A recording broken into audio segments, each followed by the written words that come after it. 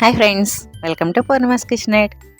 ఈరోజు మన recipe idli with chutney combination. Only పల్లి చట్నీ కాంబినేషన్ అసలు చాలా బాగుంది ఫ్రెండ్స్. అసలు తింటూ ఉంటే ఇంకా తినాలి అనిపిస్తుంది. ఇడ్లీని తుంచుకొని చట్నీలో ముంచుకొని తింటే ఉంటుంది. సూపర్ కాంబినేషన్ కదా. తెలుసుకుందాము. ఒక గ్లాస్ మినపగుళ్ళను నానబెట్టుకున్నాను. దానికి ఒక 3 గ్లాసుల ఇడ్లీ రవ్వని తీసుకున్నాను. కడిగేసి దాన్ని మొత్తం వాటర్ లేకుండా పిండేసి పక్కన పెట్టుకున్నాను.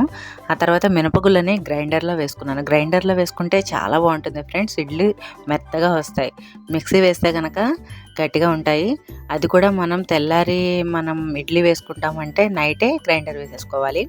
తర్వాత వాటర్ తీసిన ఇడ్లీ రవ్వలో పిండిని మొత్తం వేసేసి ఉప్పు వేసుకొని కలుపుకున్న తర్వాత ఇడ్లీ పొయ్యి మీద పెట్టుకోవాలి. రెడీ అయిపోయింది చూసారా మన ఇడ్లీ. అంతే, చాలా సింపుల్ ఇడ్లీ, చాలా బాగుంటుంది కూడా.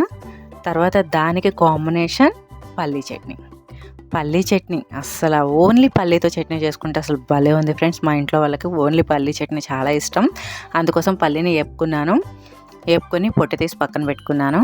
ఒక మిక్సీ గిన్నె తీసుకొని అవన్నీ వేసేసి అందులో కొంచెం చింతపండు, కారం సరిపడా పచ్చిమిర్చి, నాకు ఇన్ని సరిపోయినాయి. మీకు కావాలంటే ఇంకా ఎక్స్ట్రా వేసుకోండి.